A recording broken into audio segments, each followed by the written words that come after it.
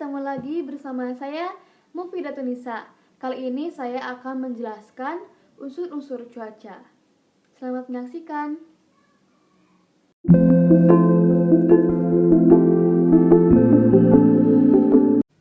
Yang pertama yaitu radiasi sinar matahari. Matahari merupakan kendali iklim yang sangat penting dan sebagai sumber energi utama di bumi yang menggerakkan udara dan arus laut.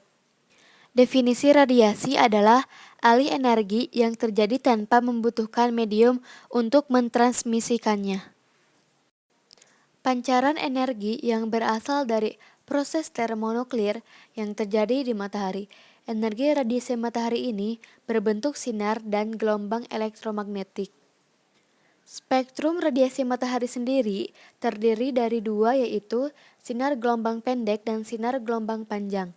Sinar yang termasuk gelombang pendek adalah sinar X, sinar gamma, sinar ultraviolet, sedangkan sinar gelombang panjang adalah sinar inframerah.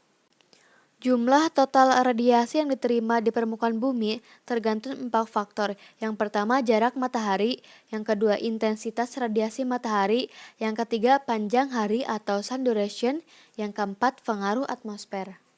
Radiasi matahari terdiri dari gelombang pendek yang tersebar pada spektrum energi elektromagnetis yang berjalan pada kecepatan cahaya.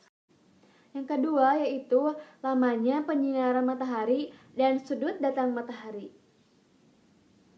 Panas pada permukaan bumi berasal dari sinar matahari, tetapi tidak setiap waktu permukaan bumi mendapatkan pancaran sinar matahari, misalnya pada saat malam hari. Lamanya penyinaran matahari mempengaruhi suhu di permukaan bumi.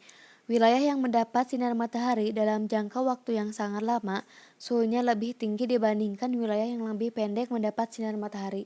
Semakin lama penyinaran matahari, maka suhunya semakin tinggi. Sudut datang sinar matahari adalah sudut yang dibentuk oleh permukaan bumi dengan arah datangnya sinar matahari. Semakin kecil sudut datang sinar matahari, maka semakin sedikit panas yang diterima oleh bumi. Jadi wilayah tropis suhunya lebih tinggi dibandingkan dengan wilayah lintang tinggi karena sudut datang matahari lebih besar, berkisar 90 derajat. Yang ketiga, suhu udara. Suhu udara adalah parameter yang menyatakan keadaan panas atau dinginnya udara. Pengukuran suhu dinyatakan dalam beberapa skala, yaitu Celsius, Reaumur, Kelvin, dan Fahrenheit. Sebagian besar negara-negara di dunia menggunakan skala Celsius. Rata-rata suhu bumi berkisar 150 derajat Celcius pada permukaan air laut, tetapi bervariasi menurut letak lintang, ketinggian, musim, dan waktu pada setiap harinya. Dengan rentang suhu paling tinggi 58 derajat Celcius sampai paling rendah min 88 derajat Celcius. Alat untuk mengukur suhu udara disebut termometer. Sebagian besar termometer berupa tabung kaca yang mengandung cairan seperti alkohol atau air raksa. Yang keempat, kelembaban udara. Kelembaban udara adalah banyaknya uap air yang terkandung dalam massa udara pada saat dan tempat tertentu.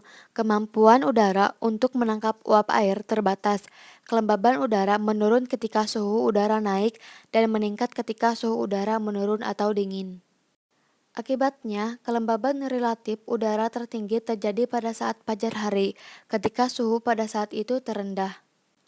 Adapun kelembaban relatif terendah terjadi pada saat tengah hari ketika saat suhu udara tertinggi. Yang kelima, tekanan udara. Tekanan udara adalah tekanan yang disebabkan oleh berat dari molekul-molekul udara. Meskipun molekul-molekul udara tidak tampak oleh mata, tetapi tetap mempunyai berat dan menempati ruang di angkasa.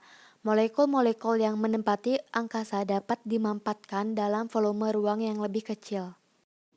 Yang keenam yaitu penguapan, di antaranya evaporasi, evapotranspirasi, dan transpirasi. Evaporasi atau penguapan merupakan proses pertukaran transfer air dari permukaan bebas free water surface dari muka tanah atau dari air yang tertahan di atas permukaan bangunan. Proses ini sebenarnya terdiri dari dua kejadian yang saling berkelanjutan. Yang pertama yaitu interface evaporation, merupakan proses pertukaran air di permukaan menjadi uap air di permukaan interface yang besarnya tergantung dari energi dalam yang tersimpan. Yang kedua yaitu vertical vapor transfer, merupakan perpindahan lapisan udara yang jenuh uap air dari interface ke lapisan di atasnya. Dan hal ini bila memungkinkan, proses penguapan akan berjalan terus. Transfer ini dipengaruhi oleh kecepatan angin, topografi, dan iklim lokal. Evapotranspirasi merupakan keseluruhan jumlah air yang berasal dari permukaan tanah, air, dan vegetasi yang diluapkan kembali ke atmosfer oleh adanya pengaruh faktor-faktor iklim dan fisiologi vegetasi. Selain berasal dari sumber air langsung, penguapan dalam daur air di permukaan bumi juga dapat terjadi pada jaringan tumbuhan. Penguapan jenis ini disebut juga dengan transpirasi. Yang ketujuh yaitu penutupan awan. Penutupan awan merupakan banyaknya awan yang menghalangi sinar matahari yang sampai ke bumi tidak sampai 100%.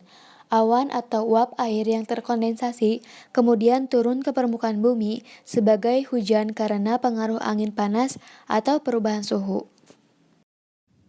Yang kedelapan yaitu kecepatan dan arah angin. Proses pemindahan uap sangat tergantung pada angin dan turbulensi udara yang mentransfer sejumlah besar udara di atas permukaan evaporasi. Ketika air menguap, udara di atas permukaan tersebut menjadi jenuh dengan uap air secara bertahap. Jika udara ini secara terus-menerus tidak digantikan oleh udara yang lebih kering, maka kekuatan pendorong untuk uap air berpindah. Dan yang kesembilan yaitu presipitasi, di antaranya embun, hujan, dan salju. Presipitasi atau endapan didefinisikan sebagai bentuk air cair dan padat es yang jatuh ke permukaan bumi. Yang termasuk presipitasi yaitu embun adalah air yang mengembun pada objek atau benda di dekat tanah yang suhunya di atas titik beku, tetapi di bawah suhu titik embunnya. Jika air mengembun pada suhu di bawah titik beku, disebut embun beku. Selanjutnya adalah hujan. Hujan adalah tetes air dengan diameter lebih dari 0,5 mm. Intensitasnya lebih dari 1,25 mm per jam. Tetes hujan lebih besar tetapi jumlahnya lebih sedikit dibandingkan gerimis, sehingga lebih sedikit mengurangi jarak pandang atau visibilitas kecuali untuk hujan lebat. Dan yang terakhir adalah salju. Salju adalah kristal es putih seringkali bergumpal ke dalam bentuk serpihan. Ukuran serpihannya bergantung pada kadar air dan kelembaban di sekitar kristal.